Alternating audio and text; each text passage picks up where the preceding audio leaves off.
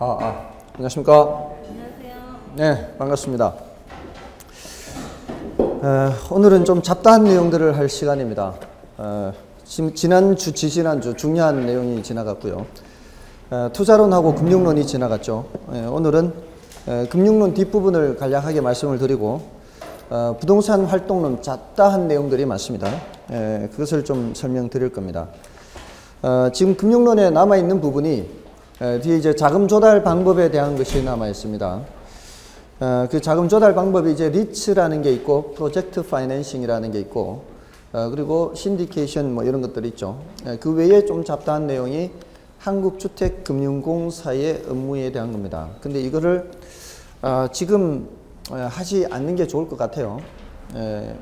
지금 미리 해서 또 중간에 또 개정이 되어버리면 괜히 했던 거를 다 까먹고 다시 해야 됩니다. 혼란스러울 수가 있죠. 그래서 다음 6월 이맘때까지도 개정이 안 되면 그때는 어쩔 수 없습니다. 그때는 바뀌더라도 해야 돼요. 나중에 너무 벅차니까 해야 됩니다. 그때 바뀌지 않길 바라야죠. 6월 하순에서 6월 중순에서 7월 중순 사이에 법이 개정되지 않기를 바라야 됩니다. 그렇게 하는 수밖에 없습니다. 그러니까 그 내용들은 그때 자세히 말씀을 드리고요. 다만 개략적인 것은 말씀을 드리겠습니다. 지금 지난주에 공부했던 게 금융론 중에서 저당 상환 방법이라는 거 했죠. 저당 상환 방법 요 주제하고요. 그 다음에 이제 저당 유동화라는 주제가 있죠. 저당 유동화 이 두 주제에 대해서 집중적으로 했습니다. 저당 상환 방법에서는 고정금리, 변동금리 했죠. 고정금리와 변동금리. 요거 생각할 때는 고정금리는 뭐 생각하라 그랬죠? 고정금리는 요렇게 요 그림 생각해야 되죠. 대출금리는 고정되어 있는데 예금금리는 오르락 내리락 끈다. 그래서 시장금리가 올라갈 때는 수익성이 악화된다. 누구 입장에서? 금융기관 입장에서죠. 금융기관 입장에서 수익성이 악화된다. 내려갈 때는 수익성이 개선되는 게 아니라 이렇게 좀 대칭적이라 해야 되는데 조기 상환 위험이 커진다 그랬죠. 그래서 금리 변동 위험을 금융기관이 부담하는 방식이다. 그 다음에 변동금리 하면은 요렇게요. 금리 변동 위험을 차입자에게 떠넘기는 방식이다 그랬죠. 이게 예금금리가 올라가면 거기에 따라 대출금리도 올리는 거죠. 그래서 전반적으로 금융기관 입장에서는 이게 더 유리한 방식이죠. 이게 더 불리한 방식이고요. 그래서 똑같은 시점에 대출을 한다면은 고정금리 대출 금리가 더 높다. 근데 변동금리가 부정적인 것이 있다 그랬죠. 여기 이제 올라갈 때가 문제죠. 올라갈 때가. 올라갈 때 차입자들이 채무 불이행할 가능성이 높다. 그래서 안심 전환 대출 이것도 지금 이런 우려 때문에 미리 선제적으로 지금 조치를 취한 거죠. 이 시점에서 선제적으로 조치를 취한 겁니다. 어쨌든 부정적인 면이 하나 있다. 뭐라고요? 차입자의 채무 불이행 위험이 더 크다. 얘보다. 그런 단점도 있다. 그리고 이런 변동금리를 결정할 때는 기준금리와 가산금리로 이루어져 있죠. 이렇게 기준금리에 가산금리를 더해서 결정한다. 이 기준금리는 코픽스 지수를 주로 쓴다 그랬죠. 코픽스 지수는 시중에 9개 은행의 8개 금융상품, 예금상품의 평균적인 예금금리라고 했죠. 여기서 말하는 기준금리하고요. 매달 둘째 주 목요일 날 한국은행에 설치되어 있는 금융통화위원회에서 결정하는 그 기준금리와는 다른 거예요. 혹시 여러분들 매달 둘째 주 기준금리 발표하는 거 아십니까? 지난주 목요일에도 발표했어요. 매주 둘째 주 목요일에서 두목 그래, 두목. 그게 이제 한국은행 금융통화위원회에서 매달 둘째 주 목요일 날 기준금리를 발표를 해요. 그게 이번 달에는 1.75%로 동결이 됐어요. 지난달에 1.75%로 사상 최저로 내려왔고 지금 1.75%를 유지하고 있습니다. 근데 여기서 말하는 기준금리는 한국은행에 있는 금융통화위원회에서 말하는 그런 기준금리가 아니라 대출의 기준금리다 이런 뜻이에요. 대출의 기준금리. 그래서 시중에 9개 은행의 8개 예금 상품의 평균 예금 금리를 말하는 것이지 금융통화위원회에서 말하는 기준금리가 아닙니다. 그래서 지문에 나올 때 가끔 이게 어쩌다가 한번 기준금리 상승은 하면서 모든 뭐 금리 변화의 기준이 될 수 있다.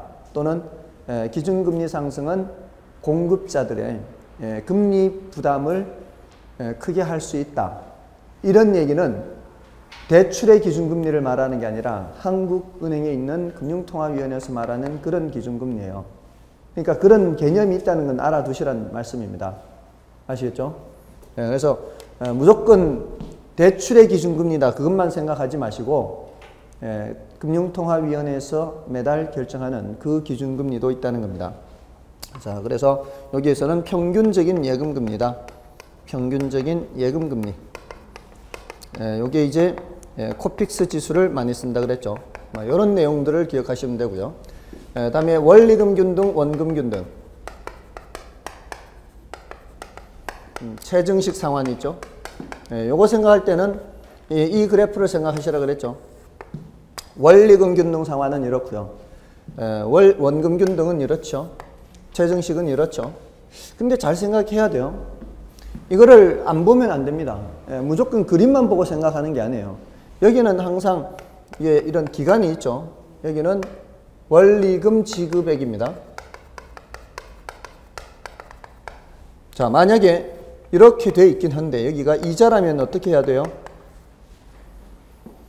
이자라면 이거 어떻게 해야 돼요? 대답을 어떻게 해야 돼요? 여기서 생각하면 안 돼요. 지금 이게 주로 나오지만 혹시라도 이렇게 여기가 이자가 이렇게 나오면 이게 생각을 해야 되는 거예요. 이게 기간이 이렇게 갈 때 이자가 어떻다는 얘기예요, 지금? 이자가 일정하다는 얘기죠. 매달 내는 이자가 똑같아요. 뭔 뜻이에요? 물론 고정금리죠. 고정금리를 전제로 한 겁니다. 이거요? 아니, 이거 맞습니다. 원리금 지급액이 첫째 년도, 둘째 년도, 셋째 년도 똑같다는 얘기죠. 그러니까 기간이 1년, 2년, 3년 이렇게 되는 거죠. 매달 똑같은 금액이 통장에서 빠져나간다는 얘기입니다. 이게 이제 무슨 뜻이냐는 거예요, 이게. 매달 은행에 갖다 주는 이자가 똑같다는 얘기가 뭔 뜻일까요?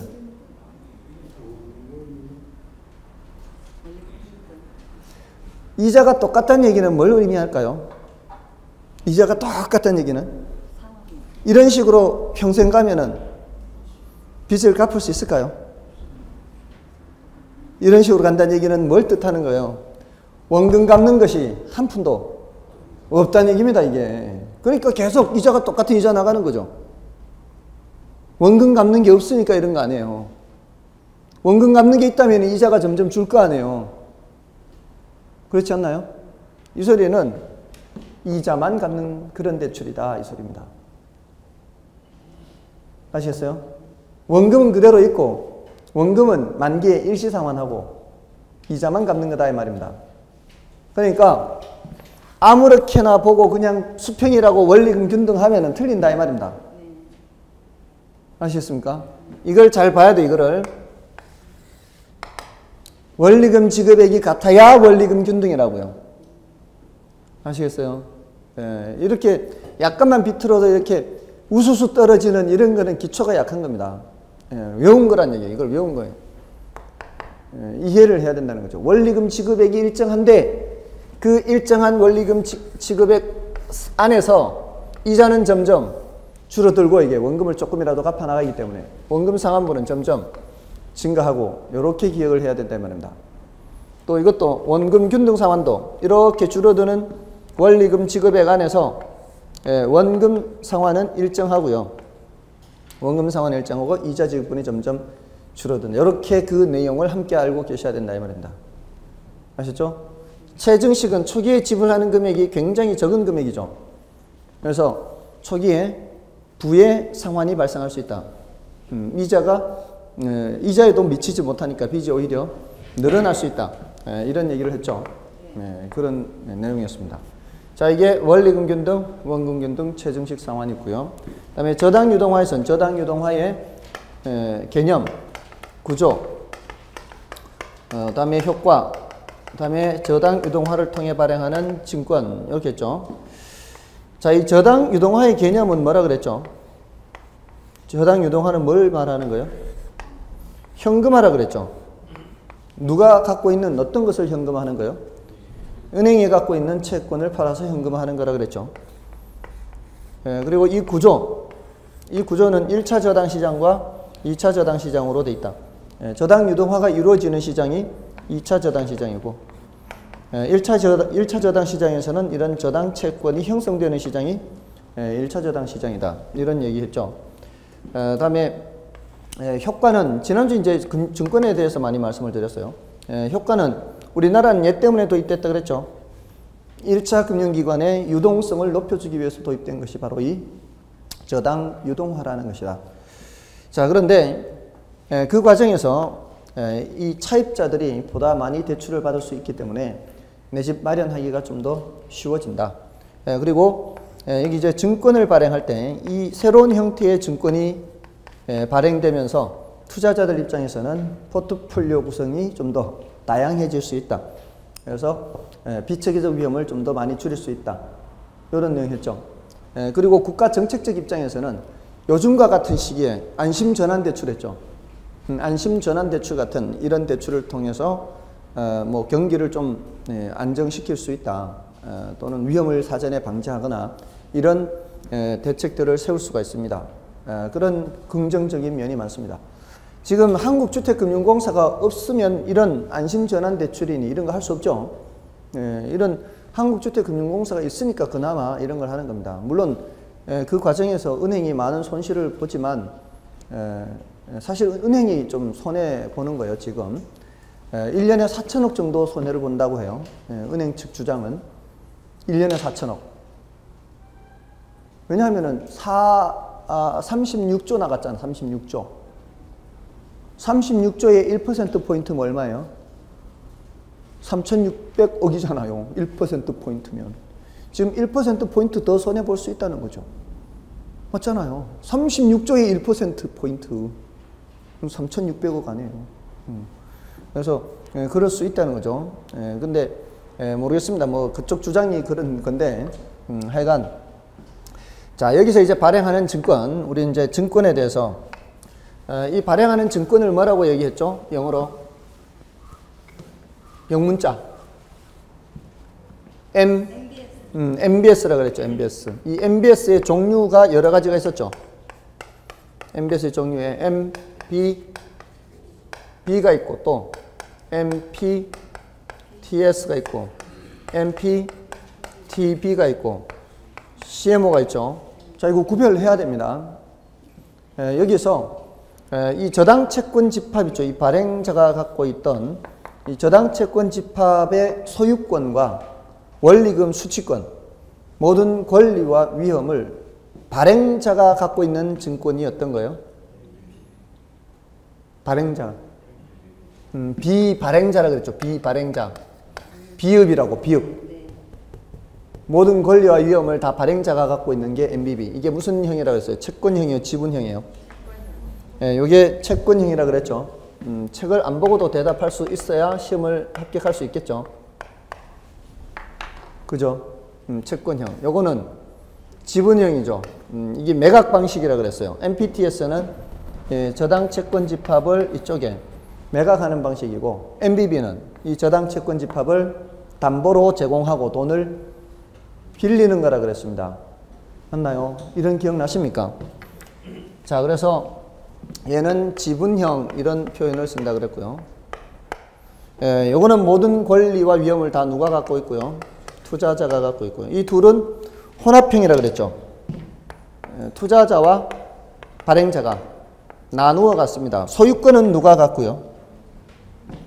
원리금 수취권의 원리금 수취권과 저기 저당 채권의 소유권, 이 둘을 나누어 갖는다 그랬죠. 원리금 수취권은 누가 갖고요?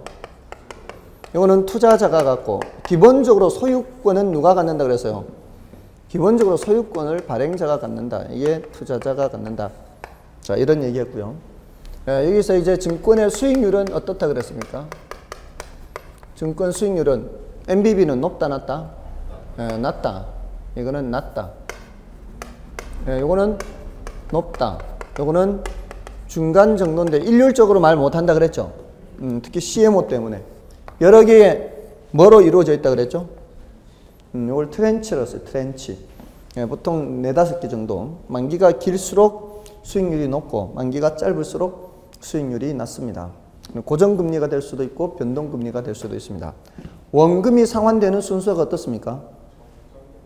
순차적으로 이루어지죠. 만기가 짧은 녀석이 먼저 상환이 되고 순차적으로 원금이 상환이 됩니다. 그런 동안 얘네들은 이자만 받고요. 얘는 이자도 받지 않죠. 얘를 Z 트렌치라고도 합니다. Z 트렌치. 마지막 트렌치다 이렇게. 다음에 초과담보라는 표현이 있다 그랬죠. 초과담보라는 표현이 적용되는 건 어떤 거예요? 채권형에 적용되죠. 얘 채권, 얘는 지분형인데 얘도 혼합형이긴 하지만 기본적으로 번역이 뭐로 돼요? 채권으로 번역되죠. 얘네들은 담보라는 게 있어요. 근데 얘는 매각 방식이기 때문에 담보라는 게 있을 필요가 없습니다. 그래서 초과담보가 얘는 많이 설정되어 있어야 되고요. 얘는 초과담보 자체가 있을 필요가 없고요. 얘네들은 조금 있는 정도입니다. 우리나라는 이 CMO를 발행하는데 보통 초과담보액을 약간은 설정해 두고 있습니다. 다음에 콜 방어라는 거 했죠. 콜 방어는 누가 하는 거예요? 콜은 누가 하고 방어는 누가 하는 거예요? 콜은 발행자가 하는 거고 방어는 투자자가 하는 거예요. 그래서 발행자의 콜에 대해서 투자자의 방어가 가능한 거는 뭐고요? MBB, MPTS. 투자자의 방어가 가능한 것은 MBB죠. 오라 그랬을 때 안 가도 된다 이 말이죠. 근데 MPTS는 오라 그랬을 때 가야 돼요. 방어를 못 한다는 얘기입니다. 됐나요? 얘네들도 원리금 수취권을 투자자가 갖고 있기 때문에 원리금 수취권을 투자자가 갖고 있다는 얘기는 조기 상환 위험을 투자자가 갖고 있다는 얘기예요. 그래서 한꺼번에 넘기면은 얘네들 한꺼번에 받아야 됩니다. 그래서 형식적으로는 콜 방어가 안 됩니다. 근데 CMO의 장기 투자자, CMO의 장기 투자자는 얘네들이 먼저 먹고 떨어지지 않는 이상은 얘가 먼저 떨어지지 않는다 그랬죠. 그래서 실질적인 콜 방어를 실현할 수 있다. 이런 표현을 한다고 했습니다. 됐습니까? 자, 이런 내용들이 지난주에 했던 내용입니다. 정 힘들면 어떻게 하시라고요? 2개라도 확실하게 하시라고요. 2개라도. 그러면은 최소한 5개 지문으로 만들 때 2개라도 확실하게 알면 셋 중에 찍으면 되니까. 그죠? 5개 중에 찍는 것보다 셋 중에 찍는 게 적중률이 높을 거고요. 운 좋게 여기 둘 중에서 정답이 나올 때도 있을 거 아니에요. 요건 몰라도. 됐나요? 그렇게 하시면 됩니다.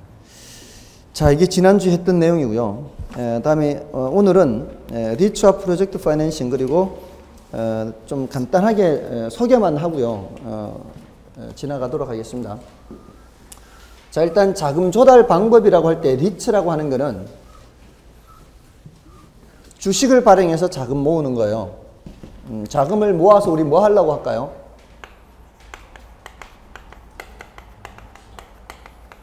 자금 모아서 부동산에 투자하거나 부동산을 개발하거나 뭐 이렇게 해서 그 수익을 얻으려고 하는 거예요. 개발 수익을 얻거나 부동산에 투자해서 뭐 임대 수익을 얻을 수도 있고요. 그 중에 이제 리츠는 주식을 발행한다고요. 지난 시간에 제가 이렇게 말씀을 드렸어요. 리츠 말씀을 드릴 때 우리가 리츠 하나 만든다 그랬어요. 리츠를 하나 만든다는 것은 우리가 돈을 내서 자금을 모아서 회사 하나 차리는 겁니다. 그러니까 전부 다 주주로 참여하는 거예요. 주주. 그러면 이 주주들이 주식을 사는 거죠. 발행되는 주식을 사는 게 주주들이 자금 모으는 겁니다. 이렇게 모은 자금으로 뭐 한다 그랬어요? 부동산 산다 그랬어요. 근데 그 중에서도 어떤 부동산? 구조조정 부동산이라고 했습니다. 구조조정 부동산. 그러니까 IMF 당시에 구조조정하는 회사들이 구조조정을 하기 위해서는 자금이 필요하다 그랬죠. 구조조정이라는 게 좀 수익성이 떨어지는 그런 사업을 접겠다는 얘기거든요. 수익성이 떨어지는 사업을 접겠다 이러면은 그쪽에 있던 직원들을 잘라야 될 거 아니에요. 자르려면은 뭐가 필요해요? 돈이 필요하다고요. 퇴직금하고 이런 거. 근데 그 돈을 마련하기 위해서는 은행에 빌리든가 또는 그 회사가 뭐 주식을 발행하든가 이렇게 해야 되는데 구조조정하는 회사가 돈 마련하기 쉽지 않다 그랬죠. 그래서 어떻게 한다고요? 그 회사가 갖고 있는 부동산을 팔아서 돈 마련하려고 한단 말이에요. 근데 그 부동산을 사줄 만한 큰 손이 별로 많지가 않습니다. 그래서 돈이 적은 우리 소액 투자자들이 돈을 모아서 그 회사에 뭐를 사주자는 거예요? 부동산을 사주자는 거예요. 업무용 부동산을. 그러면은 그 회사도 좋고 우리도 좋을 수 있다는 거죠. 그 회사는 현금을 쉽게 마련해서 구조조정을 해서 사업이 잘 안 되는 분야를 잘라내버리면은 수익성이 좋은 사업만 남겨놓을 수 있잖아요. 그러면은 쉽게 흑자로 돌아설 수 있고요. 자, 그러면은 그 부동산을 사는 사람 입장에서는 비교적 싼 값에 그 부동산을 살 수가 있고요. 그 다음에 임대 걱정은 하나도 하지 않아도 됩니다. 어떻게 하느냐? 그 회사가 그 물건을 그대로 얻어 사용합니다. 그러니까 어떻게 하는 거예요? 이거를 개론에서는 매후환대차라 그래요. 매후환대차. 매매를 한 후에 되돌려서 그 사람한테 세 놓는 거예요. 임대차 하는 거예요. 실제에서도 그런 경우가 있을 수 있죠. 실제에서도 내가 그 물건을 사용하다가 민법에서도 그런 거 안 나오나요? 민법에서 어떤 경우에 그런 게 나오나요? 점유계정 이런 거 안 나오나요? 점유계정 그거 아닌가요? 점유계정을 뭐를 점유계정이라 그러죠? 그러니까 계속 자기가 점유하고 있는 거죠. 근데 점유하고 있는데 소유주로서 점유하고 있다가 임차인으로 점유하고 있는 거죠. 그게 점유계정 맞나요? 그거. 그게 바로 결혼에서는 뭐라고요? 매후환대차 이렇게 하는 매후환대차. 매매를 한 후에 임대차. 그 사람한테 다시 임대차를 하는 거예요. 자, 이러면은 우리는 만약에 우리가 그렇게 해서 부동산을 사면은 임대료 수익 걱정 안 해도 되죠. 꼬박꼬박 임대료 들어올 거란 말이에요. 왜냐하면은 잘 안 되는 사업을 제거를 했고요. 잘 되는 사업을 남겨놨기 때문에 충분히 수익이 난단 말이에요. 그러면은 임대료 걱정하지 않고 받을 수 있어요. 그렇게 하는 게 바로 이 리츠입니다. 리츠. 자, 그래서 우리나라는 IMF 때 구조조정하는 회사를 도와주기 위해서 이런 구조조정 목적의 리츠를 쉽게 설립할 수 있도록 굉장히 혜택을 많이 줬어요. 근데 그 이후에 법이 많이 개정이 되면서 지금까지 계속 완화되고 왔습니다. 그래서 작년에도 또 완화되는 그 법률안이, 개정안이 9월 23일 날인가 4일 날인가 이 국무회의를 통과했어요. 국무회의를 통과했다는 얘기는 그 법이 어디로 가 있다는 얘기요? 국회로 가 있다는 얘기입니다. 근데 국회로 가 있는 그 법안이 아직도 지금 계속 개정이 안 되고 있는 거예요. 개정 딱 통과되는 순간 우리는 새로 공부해야 되는 거예요. 지금 그런 상황에 있는 거예요, 지금. 어쨌든 그런 거는 이제 구체적인 세부 내용들은 개정될 수 있으니까 그렇게 말씀을 못 드리더라도 대략 어떤 것들이 있는지 그걸 좀 말씀을 드릴게요. 자, 이 리츠에는 자기관리 리츠라는 게 있어요. 자기관리 리츠. 자기관리 부동산 투자회사예요. 이 자기관리 부동산 투자회사는 실체형으로서 임직원이 있습니다. 근데 위탁관리 부동산 투자회사와 기업 구조조정, 기업 구조조정 부동산 구조조정 부동산 투자회사는 얘네들은 명목형이라고 해요. 명목형. 서류상여 회사입니다. 서류상여 회사는 어떻게 관리하죠? 서류상여 회사가 부동산을 갖고 있다면 그 부동산을 어떻게 관리합니까? 예를 들어 구조조정하는 회사에 부동산을 사줬습니다. 우리가 돈 모아서 리츠를 하나 만들어서 에듀프로 리츠를 만든 거예요. 에듀프로 리츠를 만들어서 사줬습니다. 근데 여기는 우리는 무슨 회사예요? 명목형이에요. 회사는 있는데 임직원이 없어요. 그럼 어떻게 해야 돼요?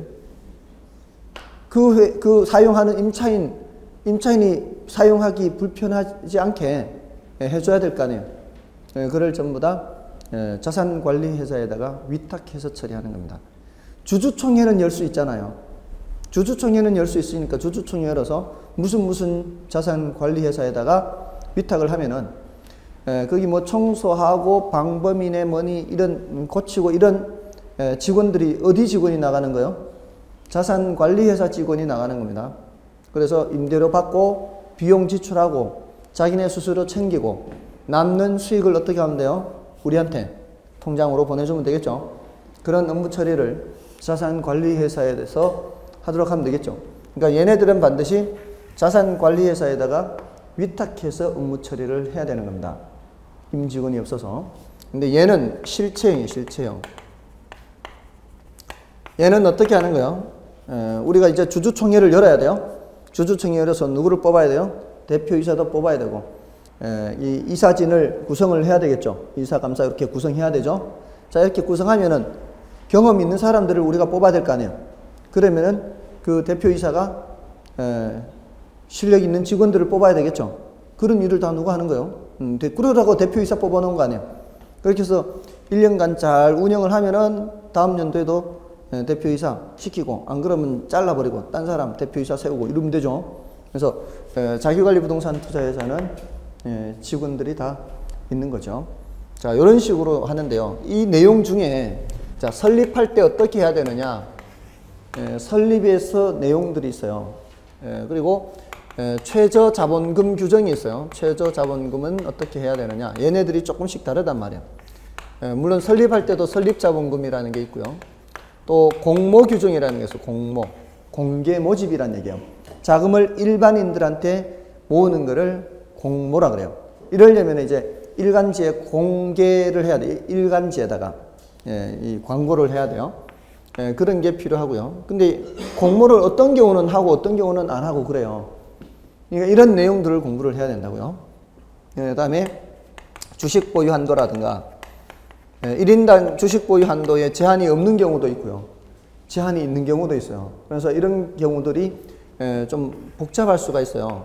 그러니까 너무 시간을 미룰 수는 없지만 대신 이런 것을 공부를 할 것이다 라는 정도입니다. 이런 용어 정도는 알아두시라고요. 공모가 뭔지, 이런 게 뭔지, 또 현물 출자가 뭔지. 현물 출자라는 말 들어보셨나요 혹시? 현물 출자라는 거는 주식을 살 때 돈으로 사는 게 아니고 부동산을 내고 주식을 가져오는 겁니다. 그런 거를 현물 출자라고 그래요. 부동산을 내놓고 그러려면 평가를 해야 됩니다. 감정평가업자한테 부동산의 가액에 대해서 평가를 받아야 되겠죠. 그래서 그 가액만큼 주식을 가져오는 거죠. 이런 현물 출자도 있고, 또 처분 제한이라는 게 있어요. 이 부동산 투자회사가 취득한 부동산을 아무렇게나 샀다 팔았다가 가능한 게 아닙니다.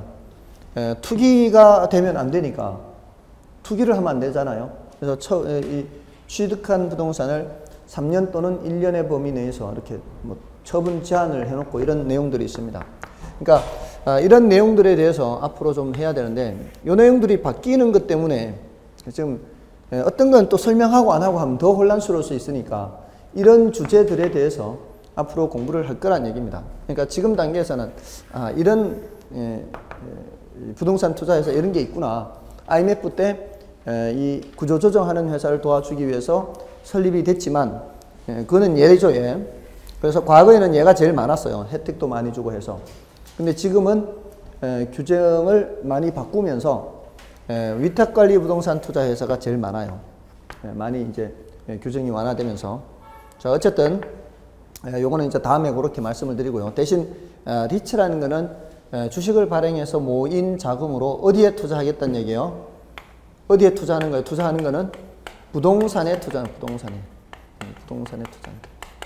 부동산을 개발할 수도 있고, 부동산을 매입해서 임대 사업을 할 수도 있고, 주택 임대 사업을 할 수도 있고요. 일반 상업용 부동산 임대 사업을 할 수도 있습니다. 자, 이런 게 리츠고, 그다음에 우리 교재에서는 지금 리츠는 일단 그렇게 해서 그 400 몇 페이지죠? 416페이지부터죠. 416페이지부터 427쪽까지 있습니다. 그거는 제가 지금 말씀드린 정도로만 받아들이시면 되겠고요. 다음에 프로젝트 파이낸싱 있죠. 프로젝트 파이낸싱은 이거는 대출은 대출인데 무슨 대출이죠? 무담보 대출이다.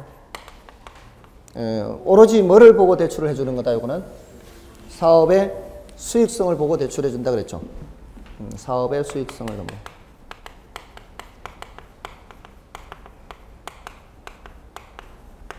사업의 수익성을 담보로 대출해 준다. 그래서 특히 조심해야 되는 게 사업주 입장에서는 혹시라도 사업이 도산되더라도 금융기관이 사업주한테 요구할 수 있다 없다? 요구할 수 없다. 어떤 특징이 있어요? 비소구 금융 그런다 그랬죠? 요구할 수 없다. 자, 그런데 현실적으로 완벽하게 비소구는 많지 않다 그랬죠? 현실적으로 제한적 소구가 많다 그랬습니다. 제한적 소구. 네. 근데 소구 금융 하면 틀리는 거예요. 비소구 금융 또는 제한적 소구 이러면은 옳은 표현이지만 소구 금융이다 이러면은 틀리는 거고요.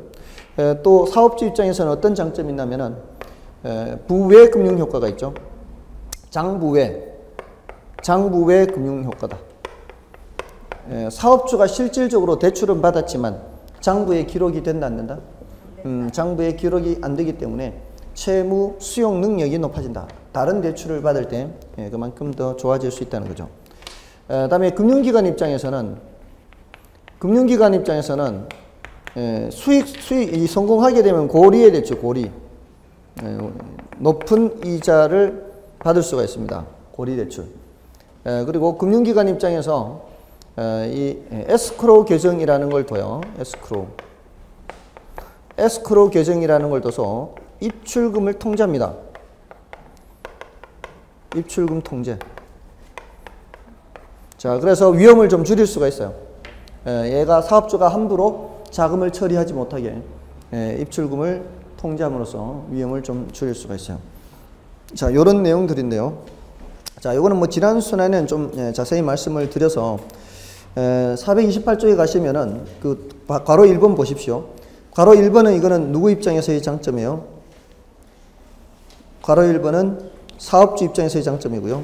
그 다음에 괄호 2번은요. 이것도 사업주 입장에서의 장점이고요. 다음에 괄호 4번은요. 높은 금융 비용은 은행 입장에서는 장점이 되는 겁니다. 이 사업주 입장에서는 단점이 될 수 있지만 금융기관 입장에서는 장점이 되죠. 괄호 5번은 누구 입장에서의 장점일까요? 위험을 배분하는가? 이거는 금융기관입니다. 금융기관이 어떻게 하는가 하면은 이렇게요. 예를 들어서 지금 여기 옆에 좋은 복합 상가를 개발하는 게 좋은 아이디어일 것 같아요. 그 좋은 아이디어이면 금융기관이 대출을 실행을 하는 거예요. 그래서 한 20% 정도 지을 때까지, 건물을 지을 때까지 돈이 투입이 돼요. 그럼 정말 괜찮은 사업이라면 어떻게 되겠습니까? 분양을 하면은 너도 나도 분양 신청 들어오겠죠. 그러면은 경쟁률이 뭐 5대1이니 6대1이니 막 엄청 세고 이렇게 하면은 요즘 같은 시장에 분양 수익금이 들어올 거 아니에요. 분양 수익금이 들어오면 그때부터는 대출금 나갈 필요 있었어요. 그때부터는 은행 입장에서는 대출금이 나갈 필요가 없습니다. 분양 수익금 들어오는 걸로 건물 올리면 되니까. 그러면서 한 중도금 들어오고 뭐 3차 중도금 이렇게 계속 들어오면은 그걸로 다 이 건물 짓고 다 상환할 수가 있어요. 그리고 나중에 잔금은 수익으로 가지면 돼요. 이 개발업자가, 사업주가. 근데 자, 이 금융기관 입장에서는 혹시라도 이렇게 되면 좋겠지만 혹시라도 안 될 위험이 있을 수 있잖아요. 그러니까 요 개발 사업에 참여하는 건설업체들 있을 거 아니에요. 건설업체들한테 묻는 거죠. 야, 너 보증 좀 설래 안 설래? 보증 선다 그러면은 너도 좀 한쪽 구석에 너도 요 좀 일 좀 해. 다른 건설업체도 들어오려고 할 때 너 요 보증 설래 안 설래? 선다 그러면은 여기 너도 와서 좀 해. 대규모 사업일 때에는 그런 식으로 참여하는 업체들한테 어떻게 한다고요? 참여하는 업체들한테 보증을 요구해요. 보증. 그러면서 위험을 분산시키는 위험 배분이라는 게 그런 의미예요. 참여하는 여러 업체들한테 그런 보증을 요구한다거나 그런 내용들입니다. 다음에 괄호 6번의 철저한 자금 관리는 이걸 뭘 말하는가 하면은 반괄호 2번에 에스크로우 계정 영어로 되어 있는 거 있죠. 그게 이제 또 금융기관 입장에서는 장점이라고 볼 수 있습니다. 다음에 괄호 7번 독립된 회사 설립 있죠. 이거는 누구 입장에서의 장점일까요? 요거는 둘 모두의 장점입니다. 둘 모두의 장점. 자, 이게 뭔 소린가 하면은 사업주가 있고요. 독립된 회사가 있어요. 독립된 프로젝트 회사.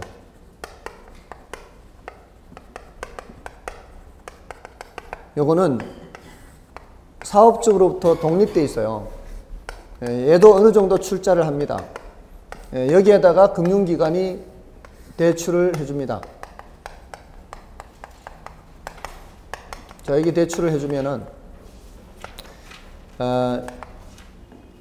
자, 혹시라도 이 프로젝트가 도산이 되잖아요. 도산이 되더라도 얘는 영향을 받아요, 안 받아요? 얘는 영향을 받지 않습니다. 그러니까 독립되어 있는 게 사업주 입장에서 괜찮죠. 자, 근데 혹시라도 얘가 섞여 있다고 생각해 보세요. 섞여 있는데 얘는 멀쩡해요. 이 사업은 멀쩡한데 이 회사가 다른 일 하다가 망할 수 있어요. 다른 일 하다 망해버리면 이것까지 영향받을 수 있죠. 맞나요? 그럼 골치 아파진다는 거죠. 지금 쌍용건설이 남아있나요? 아니면은 없어졌나요? 쌍용건설이 몇 년 전에 없어졌죠. 무슨 것 때문에, 이런 것 때문에 없어졌거든요. 여기에 뭐 했다가, 이 보증 썼다가. 그러니까 이 프로젝트에 참여하는 건설사가 많아요. 근데 이런 건설사한테 뭐를 요구한다고요? 보증을 요구한다고. 얘는 위험을 줄이려고. 근데 그렇게 되니까 얘가 이제 영향을 받게 되어버렸잖아요. 이게 보증서거나 이런 거 없어야 돼. 없으면은 이게 도산이 돼도 영향을 안 받잖아요. 그러니까 이걸 보증을 서니까 어떻게 영향을 받게 되죠. 받게 되니까 이것 때문에 망했는데 쌍용건설이 해외에서 하던 사업도 못하게 되는 거죠. 뭔 뜻인지 아시겠죠? 그러니까 원래 취지는 뭐예요? 원래 취지는 이게 도산이 되더라도 여기 참여하는 회사는 영향받지 않도록 하는 거죠. 근데 이게 도산이 돼버리면은 얘가 영향을 받거나 이러면 안 된단 말이에요. 또 거꾸로 얘가 도산이 됐을 때 얘가 영향받으면 안 되잖아요. 그래서 이걸 독립하에 놓고 있는 거예요. 그러니까 독립되어 있는 게 금융기관 입장에서도 장점이에요. 괜찮습니다. 다음에 이제 어려운 표현이 있는데 427조에 가시면은 반가로 4번을 보십시오. 앞에 427쪽의 반가로 4번에 가시면은 맨 밑에 줄에 있죠. 정보의 비대칭성 문제가 줄어든다. 이런 표현 있죠. 요거는 금융기관 입장에서의 장점이요. 정보의 비대칭성 문제가 줄어든다. 금융기관 입장에서의 장점입니다. 이게 뭔 소린가 하면은 정보의 비대칭이란 말이 어디서 나오나요? 정보 비대칭. 요거는 정보 비대칭 또는 비대칭 정보, 불완전 정보. 시장 실패에서 나왔어요. 시장 실패할 때 시장 실패 원인 했죠. 외공불비 했죠. 비대칭 정보. 제가 예를 들 때는 방사능에 오염된 수산물 말씀을 드렸었어요. 방사능에 오염된 수산물, 비대칭 정보 또는 불완전 정보. 자, 이게 자원 배분이 비효율이 된다 그랬죠. 이런 현상이 있으면 자원 배분이 비효율이다. 그러니까 금융기관이 보세요. 보통 담보대출을 할 때는 저 돈을 가지고 이 부동산을 담보로 제공하고 돈을 가져갈 때는 이 돈을 가지고 저기 강원랜드로 가든 어디 바다로 뛰어들든 신경 쓸 필요 있어요, 없어요? 담보가 있을 때는 필요 없잖아요. 그 돈 가지고 제가 뭘 하든지 별로 신경 쓸 필요 없잖아요. 그러니까 제가 뭘 하는지에 대해서 관심도 별로 없어요. 잘 모른다는 얘기죠. 근데 지금 이런 프로젝트 파이낸싱은 담보가 있어요, 없어요? 없죠. 예, 그러니까 사전에 대출 실행할 때부터 사업성 검토를 많이 합니다. 그리고 이런 에스크로우 계정을 통해서 입출금을 통제하고 있죠. 그러니까 얘가 지금 하고 있는 게 어디까지 했고 어떻게 지금 입금이 되고 있고 출금이 어떻게 이루어진다는 것을 어느 정도 통제가 될 수 있겠죠. 제가 하는 걸 어느 정도 아는 거죠. 그러니까 이 비대칭적이지 않아요. 비대칭적이지 않으면은 조금이라도 더 자금을 효율적으로 이용할 수 있게 된다 이 말이에요. 그런 점에서는 금융기관의 장점이 될 수 있단 말이에요. 자금을 더 효율적으로 쓸 수 있다고요. 이 비대칭 문제가 줄어들게 되면 제가 뭘 하는지에 대해서 어느 정도 알게 되면 됐나요? 그런 장점이 있습니다. 그게 프로젝트 파이낸싱 얘기고요. 다음에 이제 429쪽에 가면은 신디케이션. 이거는 투자자 모집이라고 해 두시면 돼요. 그 옆에다가 투자자 모집. 자, 그러면서 지분금융이다. 이렇게 생각하시면 돼요. 지분금융. 투자자를 모집한다는 게 돈을 모은다는 얘기입니다. 사람 필요 없죠? 개발 사업 할 때 지금 전부 다 개발 사업 하는 거예요. 지금 이거나 개발 사업이고 이것도 개발 사업에 할 수도 있고요. 그냥 부동산 투자 사업을 할 수도 있고요. 자, 이렇게 돈을 모으는 거예요. 부족한 돈을 개발 사업을 할 때. 그럴 때 개발업자가 보통 신디케이터가 된다 그래요. 신디케이터, 돈 모으는 사람. 그래서 개발업자가 신디케이터가 돼서 신디케이터. 이게 이제 개발업자가 신디케이터가 되는 거예요. 그래서 자금을 모아서 이 무한책임사원과 유한책임사원 이렇게 나누는데 무한책임사원 하면은 요거는 이제 개발업자가 되는 거고요. 신디케이터. 유한책임사원 하면은 일반 투자자들입니다. 얘는 자신의 투자 범위 내에서만 책임진다는 얘기고요. 무한책임이라는 얘기는 관리 운영상 모든 책임을 지는 거예요. 이걸 누가 진단 말이에요? 개발업자가 진다는 얘기입니다. 이렇게 이루어지는 것은 주로 합자회사의 경우에 이렇게 이루어져요. 합자회사. 그래서 이 사업이 종료가 되면은 이제 수익금을 배당해주고 종료가 되는 거예요. 넘어가시면 이제 그 내용이나 특징 이런 정도로 살펴보시면 되겠습니다. 그리고 참고 박스에 조인트 벤처 있죠. 이런 거는 이제 시험에 지문으로만 등장하는 거예요. 이게 뜻이 독특한데 보통 조인트 벤처는 조인트가 뭐예요? 조인트가 이렇게 합치는 것을 말하는 거죠. 합작회사. 그런데 그 둘째 줄 끝에 보시면은 조인트 벤처는 주로 부동산 개발업자와 대출기관 사이에 형성된다 이렇게 돼 있죠. 보통 대출기관은 돈을 대출해 주는 것이죠. 이러면은 지분금융이에요, 부채금융이에요? 대출해 주면은 대출이면은 부채금융이에요. 부채금융.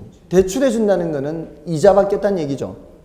이 지분금융, 부채금융의 대표적인 특징이 정해진 이자 받는 거죠. 근데 여기에서는 조인트 벤처에서는 대출해 주는 게 아니에요. 대출기관이 지분으로 참여해요. 그런 독특한 점이 있단 말이에요. 그래서 이게 무슨 금융이다? 지분금융이다. 이렇게 이제 생각을 하셔야 돼요. 아셨죠? 조인트 벤처는 독특하게 이제 조인트 여러 이제 회사가 합작하는 건데 조인트 하는 건데 보통 대출기관이 지분으로 참여한다 이 말이에요. 대출을 해주는 것이 아니고. 그다음에 제4절에 한국주택금융공사에 대한 내용이 있죠. 이 내용은 이제 다음 순환에 말씀을 드릴 건데 다만 이제 한국주택금융공사의 업무에 대해서 몇 가지만 말씀을 드릴게요. 한국주택금융공사의 업무. 자, 여기는 저당 유동화 업무가 있고요. 이 앞에 그렸던 이거 있죠. 저당 유동화 구조에서 한국주택금융공사의 위치가 어디예요? 요놈이죠, 요놈. 저당 유동화 업무가 있고요. 또 저당 채권을 보유하기도 하죠. 아까 발행자가 보유한다 그랬잖아요. 발행자가 보유하는 게 이거는 저당 채권. 그다음에 신용 보증이라는 것도 있어요. 보증 업무가 있습니다. 보증 업무, 신용 보증. 이거 들어보셨나요? 전세 자금 대출 받아보셨나요, 혹시? 젊으실 때? 전세 자금 대출 받으려면은 보증인을 요구하지 않나요? 보증인. 옛날에 지금은 어떻게 하나요? 개인 신용으로 대출 받아요? 아, 직장을 통해서. 그럼 직장이 그런 뭐 이름 있는 그런 직장이 아니고 그냥 중소기업이다 뭐 이렇게 아니면은 개인 사업체다 이러면은 개인 사업체에 일하러 왔다 갔다 하는 사람들은 대출 못 받아요? 집주인이 그럼 집주인 동의 안 해주면 안 되겠네.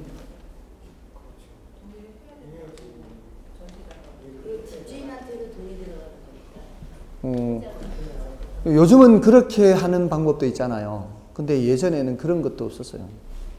만약에 만약에 집주인도 안 해준다면, 동의를 안 해준다면, 그때는 한국주택금융공사가 보증서 준다고요. 예, 한국주택금융공사가 그때 보증도 서준다고요. 전세자금 대출 같은 거 받을 때. 예, 그냥 공짜로는 안 해주고요. 대신 보증료를 좀 내야 돼요.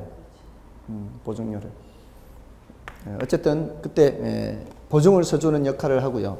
또 주택담보 노후연금 보증이라는 거 있죠. 주택담보 노후연금 보증. 이런 거 들어보셨어요?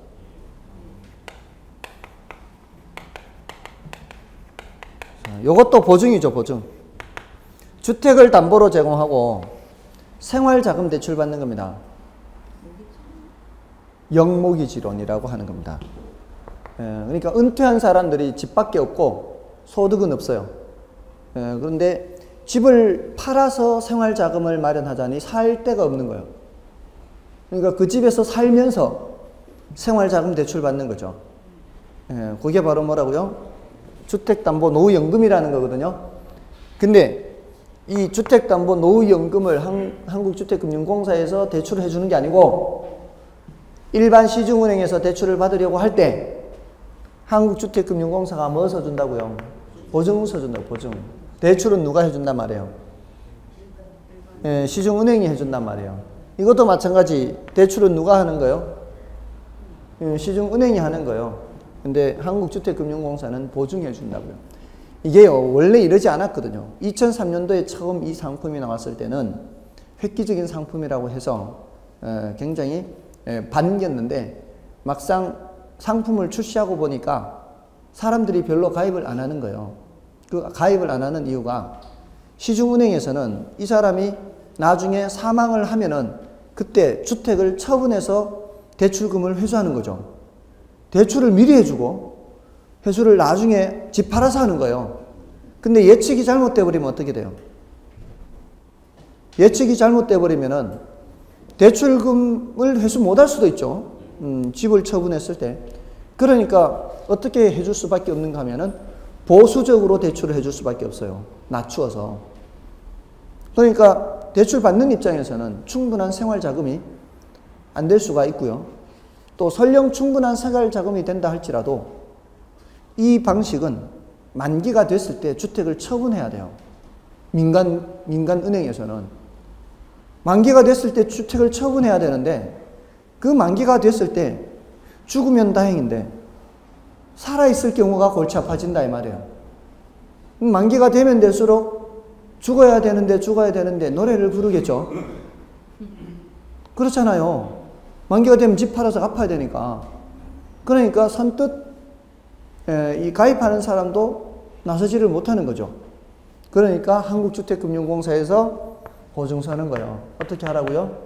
죽을 때까지 대출해줘라. 죽을 때까지. 모자라는 거는 내가 보증서 줄게.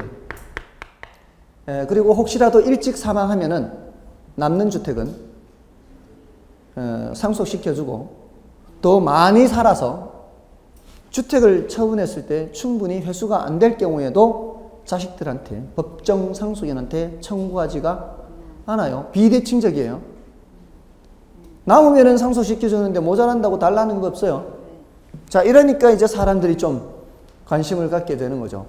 자, 이렇게 되어버리면은 어떤 문제가 생기나요? 구조적으로 부족해지겠죠. 남는 거는 상속시켜줘버리고 모자라는 건 요구하지 않으니까. 그래서 보증료를 또 받아요. 보증료.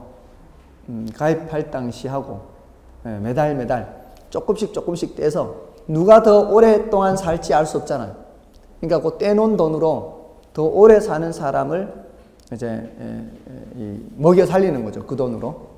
그렇게 해서 보증료가 있고요. 그러니까 이제 그래도 부족할 때는 이제 공적 자금이 투입이 돼요. 그러니까 이게 복지금융의 성격도 좀 있단 말이에요. 그러니까 요거 이제 아무나 가입을 안 시켜주는 거죠. 그래서 이게 계속 규정이 바뀌었어요. 해마다 바뀌어요, 해마다. 그래서 작년 다르고 올해 다르고 이래요. 근데 올해도 지금 이미 바뀐 게 있어요. 이미 바뀐 게 있는데, 혹시나 또 앞으로 더 내용이 바뀔 수 있는 여지가 있으니까 가능한 한 이거는 뒤로 늦추는 거거든요.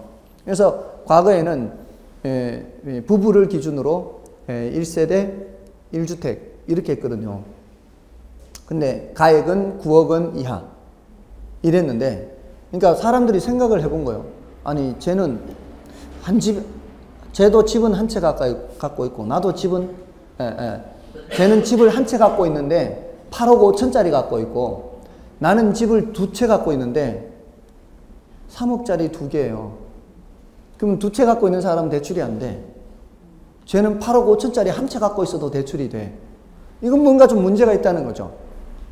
그래서 이제는 가액을 다 합쳐가지고 9억이 안 돼도 대출 받아요, 이제. 그게 작년하고 또 달라요. 작년엔 그런 거 없었어. 작년엔 그냥 1세대 1주택 이렇게 했잖아요. 근데 1세대 1주택이 아니라 이제는 가액을 다 합쳐서 9억 이하면 여러 주택을 갖고 있어도 돼요.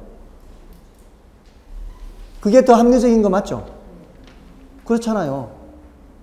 어쨌든 자꾸 바뀌니까 그런 내용들이 있으니까 될 수 있으면 그건 나중에 따로 정리해서 드린다고요.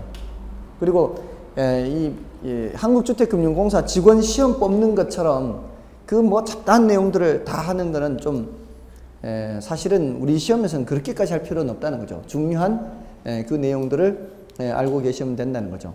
근데 그 중요한 내용들 중에 좀 전에 그런 바뀐 거, 작년하고 바뀐 그런 내용들이 있는데, 일단 혹시나 몰라서 지금 더 이상 말씀 안 드리려고 하는 거예요. 대신 이런 것들, 이제 큰 틀에서는 변하지 않을 것들, 그런 것들을 좀 말씀을 드리면은, 종신 방식이 있고요. 종신 방식. 확정 기간 방식이 있어요. 요건 뭐겠습니까? 종신 방식은 죽을 때까지 해주는 거고요. 확정 기간 방식은 딱 처음에 가입할 때 기간을 정해놓고 하는 거예요. 이 종신 방식은 다시 종신 지급 방식이 있고요. 종신 혼합 방식이 있습니다.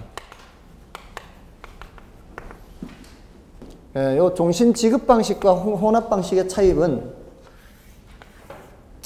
얘는 수시 인출금이 없어요. 얘는 수시 인출금이 있어요.